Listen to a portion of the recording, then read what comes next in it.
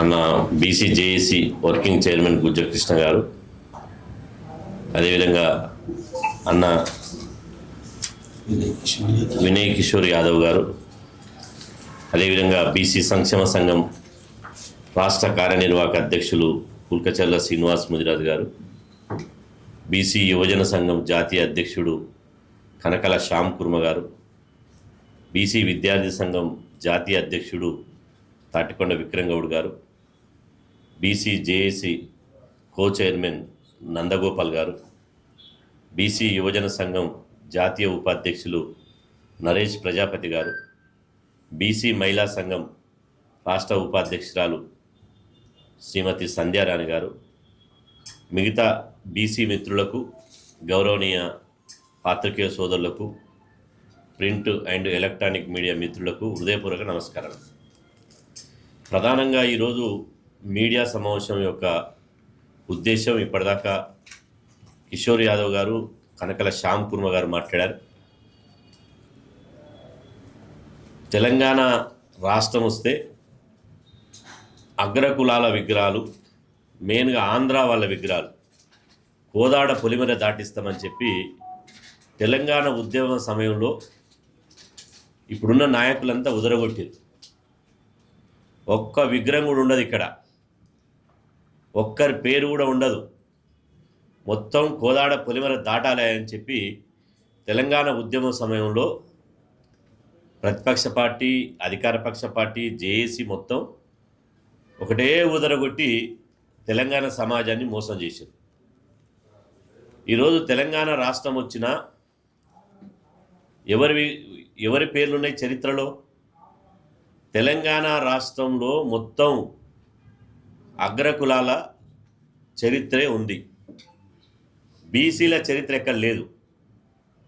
BC, SC, ST, మైనార్టీల చరిత్ర ఎక్కడ లేదు.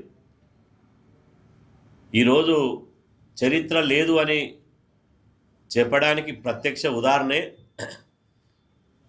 స్వాతంత్ర సమరయోధురాలు, మాజీ పార్లమెంట్ సభ్యులు, మాజీ మంత్రివర్యులు, అదేవిధంగా మానవతావాది అయినటువంటి శ్రీమతి సంగం లక్ష్మీబాయి గారే ఉదాహరణ.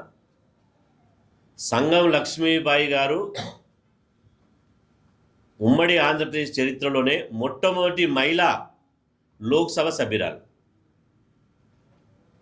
అదేవిధంగా మొట్టమొదటి విద్యాశాఖ మంత్రి, అదేవిధంగా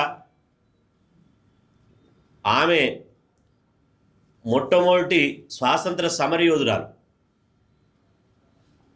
సంగం లక్ష్మీబాయి గారికి ఉన్న అర్హతలు ఈ సమాజంలో ఇంకెవరికి లేవు. సంగం లక్ష్మీబాయి గారు అందరికీ సంబంధించినటువంటి నాయకురాలు. సంగం లక్ష్మీబాయి గారు ఆ రోజే 1952 నుంచి 79 వరకు, 52 నుంచి 79 వరకు, ఆమె 79లో చనిపోయింది. ఆమె పదవులకే వన్నె తీసుకొచ్చారు. ముఖ్యంగా మహిళల విద్య కోసం కృషి చేశారు. మహిళల విద్య కోసం ఎనలేని కృషి చేశారు. అందులో భాగంగానే ఆమె ప్రత్యేకంగా మొదటిసారిగా హైదరాబాదులో మహిళలకు విద్యా సంస్థలు ఏర్పాటు చేశారు. తన 2 ఎకరాల ఇల్లు, తన సొంతం 2 ఎకరాల ఇల్లునే విద్యా సంస్థలకు, అనాథాశ్రమంకి ఇచ్చారు. మరి అన్నిటికీ ట్రస్ట్ పెట్టి ఈ సామాజిక సేవా కార్యక్రమాలు, విద్యా కార్యక్రమాలు, ఒక అక్షర యుద్ధం చేయడానికి ఆ రోజు ఆమె స్వర్గీయ మాజీ ప్రధానమంత్రి ఇందిరాగాంధీ గారి పేరు మీద ఇందిరా సేవా సదన్ అని పేరు పెట్టింది. ఇందిరా సేవా సదన్, ఇందిరా సేవా సదన్ పేరుతో స్కూల్ పెట్టింది. ఇందిరా సేవా సదన్ పేరుతో ఇంటర్ డిగ్రీ కాలేజ్ పెట్టింది. ఇందిరా సేవా సదన్ పేరుతో ఇంజనీరింగ్ కాలేజు, అదేవిధంగా ఉన్నత విద్యా సంస్థలు నెలకొల్పింది. అంటే ఇంత గొప్ప విద్యావేత్త, ఇంత గొప్ప మానవతావాది, ఇంత గొప్ప దార్శనికురాలు, ఇంత గొప్ప హృదయం ఉన్నటువంటి నాయకురాలు ఇవాళ మొత్తం తెలంగాణ, ఆంధ్రప్రదేశ్లో కాగడతో వెతికినా దొరకరు. మరి ఇందిరాగాంధీ పేరుతోటే ఆ రోజు పేరు పెట్టి, ఇందిరా సేవా సదన్ పేరు పెట్టి, స్వాతంత్ర ఉద్యమంలో స్వాతంత్రం కోసం పోరాటం చేసి ఇవాళ ఒక ప్రజాప్రతినిధిగా ఉన్నటువంటి సంగం లక్ష్మీబాయి గారి చరిత్ర ఎక్కడైనా పాఠ్యపుస్తకాలలో ఉన్నదా? భవిష్యత్ తరాలకు ఒక ఆదర్శమైనటువంటి నాయకురాలు ఇవి. భవిష్యత్ తరాలు గుర్తుపెట్టుకుని ఆమెను ఆదర్శంగా తీసుకుని నీతి నిజాయితీతో ఎదిగేటువంటి చరిత్ర ఉన్నటువంటి గొప్ప నాయకురాలు. ఆమె చరిత్ర పాఠ్యపుస్తకాలు లేదు. ఆమె చరిత్ర విగ్రహ రూపంలో లేదు. ఆమె చరిత్ర ఇవాళ కట్టడాల పేరు మీదనో, పోస్టల్ స్టాంపుల పేరు మీదనో, లేకపోతే జిల్లాల పేరు మీదనో లేదు. ఎవరి ఉన్నాయి? తెలంగాణలో చూసుకుంటే ఎవరి ఉన్నాయి? ఆమెకు కింద పనిచేసినటువంటి ఆమె శిష్యులు, అవినీతిలో కూరుకుపోయిన వాళ్ళు, స్కామ్లలో ఇరుక్కున్న వాళ్ళు అన్నీ ఉన్న వాళ్ళ అగ్రకులం అని చెప్పి ఇవాళ వాళ్ళ పేర్ల మీద జిల్లాలు, ప్రాజెక్టులు, పార్కులు, స్టేడియాలు, ఫ్లైఓవర్లు, స్కైఓవర్లు వాళ్ళ పేర్లు పెట్టారు. నేను ఉదాహరణ చెప్తా. ఇవాళ పివి నరసింహారావు ఎక్స్ప్రెస్ హైవే పేరు పెట్టారు. పివి నరసింహారావు కంటే ముందే ఈమె మొట్టమొదటి ఆంధ్రప్రదేశ్లో లోక్సభ సభ్యురాలు. అదేవిధంగా పివి నరసింహారావు ఎక్స్ప్రెస్ హైవే అని పెట్టారు. ఓకే. అదేవిధంగా కోట్ల విజయభాస్కర్ రెడ్డి స్టేడియం, మర్రి చెన్నారెడ్డి భవన్, అదేవిధంగా Jalagam Vengala Rao park, NT Rama Rao park, అదేవిధంగా ఎలిమినేటి మాధవరెడ్డి ఫ్లైఓవర్, అదేవిధంగా నిన్న మొన్న కాక నాయి నరసింహారెడ్డి స్టీల్ బ్రిడ్జ్. ఇవాళ బ్రిడ్జీలకు, పార్కులకు, ప్రాజెక్టులకు మొత్తం అన్నిటికీ అగ్రకులాల పేర్లే పెట్టారు. ఎక్కడైనా ఒక పార్కుకు కానీ, ఒక ప్రాజెక్టుకు కానీ, ఒక అంతర్జాతీయ విమానాశ్రయానికి కానీ, ఒక విద్యా సంస్థలకు కానీ ఎక్కడనైనా బీసీల పేరు పెట్టిరా? పెట్టలే. నిన్నగాక మొన్న ముఖ్యమంత్రి రేవంత్ రెడ్డి అయిన తర్వాత హైదరాబాదులో ఉప్పల్ నుంచి గట్కేసార్ పోయేటువంటి ఫ్లైఓవర్కు అక్కడ ఉన్నటువంటి మాజీ శాసనసభ్యుడు ఉన్నటువంటి బండ రాజిరెడ్డి పేరు పెట్టారు. రాజిరెడ్డి ఏం చేసిండు? బండ రాజిరెడ్డి స్వాతంత్ర సమరయోధుడా? కాదే. బండ రాజిరెడ్డి తెలంగాణ ఉద్యమకారుడా? కాదే. బండ రాజిరెడ్డి విద్యా సంస్థలు నెలకొల్పిండా? కాదే. బండ రాజిరెడ్డి సమాజ సేవ చేసిండా? కాదే. కానీ బండ రాజిరెడ్డికి ఏమున్న ఎలిజిబిలిటీ ఏంది?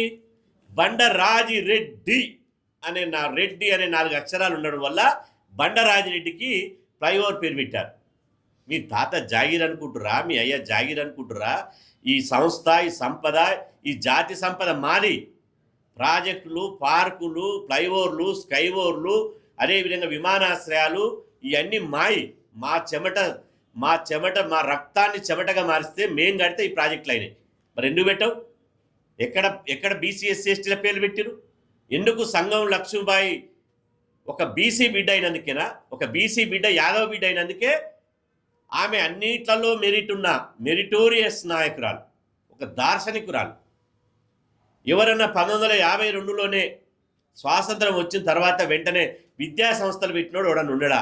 ఇప్పుడు పెట్టిన విద్యా సంస్థలు, మల్లారెడ్డి విద్యా సంస్థలు, చలో దోసుకోవడం దాసుకోవడం, లేదా అనురాగ్ యూనివర్సిటీ దోసుకోవడం దాసుకోవడం, అదేవిధంగా ఇంకొక విద్యా సంస్థలు వాళ్ళ పేరు మీద విద్యా సంస్థలు పెట్టుకున్నారు, భూ కబ్జాలు చేసిర్రు, వేల లక్షల కోట్లు సంపాదించారు.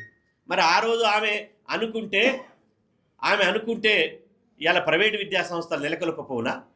ఆమె పెట్టిన విద్యా సంస్థల యొక్క గొప్ప విషయం ఏంటంటే, ఎవ్వరు విననటువంటి ఒక గొప్ప విషయం చెప్తా.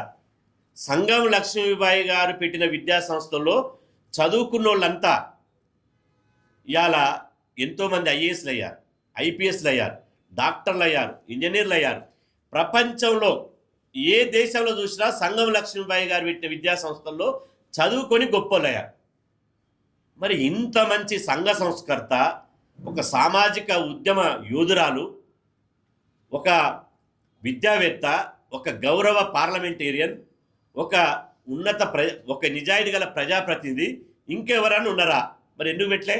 అందుకోసమే ఇవాళ బీసీ జేఏసీ నుంచి మేమందరం మా వాళ్ళకు మాట్లాడే సమయం దొరకలేదు, ముక్త కంఠంతో డిమాండ్ చేస్తున్నాం.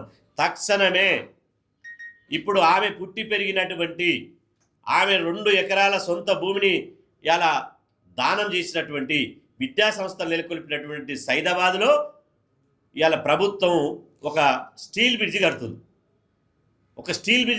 ఇప్పుడు గొప్ప అవకాశం వచ్చింది ప్రభుత్వానికి. నాయన నరసింహారెడ్డి స్టీల్ బ్రిడ్జ్ లెక్క ఒక స్టీల్ బ్రిడ్జ్ కడుతుంది. ఆ స్టీల్ బ్రిడ్జికి ముఖ్యమంత్రి రేవంత్ రెడ్డి గారు మేము డిమాండ్ చేస్తున్నాం, సైదాబాద్లో నిర్మించేటువంటి స్టీల్ బ్రిడ్జికి సంగం లక్ష్మీబాయి స్టీల్ బ్రిడ్జ్ అని నామకరణం చేయాలి. అదేవిధంగా హైదరాబాద్లో 2 ఎకరాల స్థలంలో సంగం లక్ష్మీబాయి ఇవాళ స్మారక స్మృతి వనం పేరుతో 2 ఎకరాలు కేటాయించి అందులో ఆమె కాస్య విగ్రహాన్ని ఏర్పాటు చేయాలి. ఆమె జీవిత చరిత్రను భవిష్యత్ తరాలకు అందించడానికి పాఠ్య పుస్తకాలు ఆమె జీవిత చరిత్రను పొందుపరచాలి. ఈ 3 డిమాండ్లు ప్రభుత్వం ముందు పెడుతున్నాం. ఈ 3 డిమాండ్లు నెరవేర్చాలి. అంటే అగ్రకులాలై నాయకులై ఎవరు అడగకున్నా మీరే పేరు పెడతారు. ఎవరన్నా అడిగిర్రా? కానీ మీ కులము కాబట్టి, పాలించేటోళ్ళు మీరు కాబట్టి, మీ కులముతోటి, బంధుప్రీతితోటి, కులప్రీతితోటి, కులతత్వంతో మీ పేర్లు మీరు పెట్టుకున్నారు. అదే అన్ని వర్గాలకు ఇప్పుడు సంగం లక్ష్మీబాయి గారు పెట్టిన విద్యా సంస్థల్లో ఎక్కువ మంది అగ్రకులాలే చదువుకున్నారు. తర్వాత బీసీ ఎస్సీ ఎస్టీ చదువుకున్నారు, మహిళలు చదువుకున్నారు. ఆమె ఆ రోజు ఉపాధి కోసం ఇలా ఐటీఐలు పెట్టింది, కుట్టు మిషన్లు పెట్టింది, ఎన్నో సామాజిక సేవా కార్యక్రమాలు చేసింది. కానీ సంగం లక్ష్మీబాయి రెడ్డి కాకపోయింది, సంగం లక్ష్మీబాయి చౌదరి కాకపోయింది, సంగం లక్ష్మీబాయి రావు కాకపోయింది. అందుకనే సంగం లక్ష్మీబాయి గారి చరిత్రను కనుమరుగ చేయాలని కుట్ర చేశారు. ఖబర్దార్, మేము ఈ రోజు నుంచి హెచ్చరిస్తున్నాం. ఆమె చరిత్రను తరతరాలు గుర్తుంచుకునే విధంగా ప్రభుత్వం గౌరవించాలి. అగ్రకులాల నాయకులను ఎట్టయితే గౌరవిస్తున్నారో అట్లా గౌరవించాలి. అట్లా గౌరవిస్తేనే మీ ప్రభుత్వం ఉంటుంది. అందుకోసమే రేపు బీసీ సంక్షేమ శాఖ మంత్రి పొన్నం ప్రభాకర్ గారిని కలుస్తాం. అదేవిధంగా వాకాటి శ్రీహరి గారిని కలుస్తాం, కొండ సురేఖ గారిని కలుస్తాం. ఆ తర్వాత పిసిసి అధ్యక్షుడు మహేష్ కుమార్ గౌడ్ గారిని కలుస్తాం, ముఖ్యమంత్రి రేవంత్ రెడ్డి గారిని కలుస్తాం. ఈ విషయం మీద మీరు పేరు పెడితే మీకే మంచిది, పేరు పెట్టకపోతే మాత్రం మీ త్వరలోనే వీళ్ళని కలిసినాక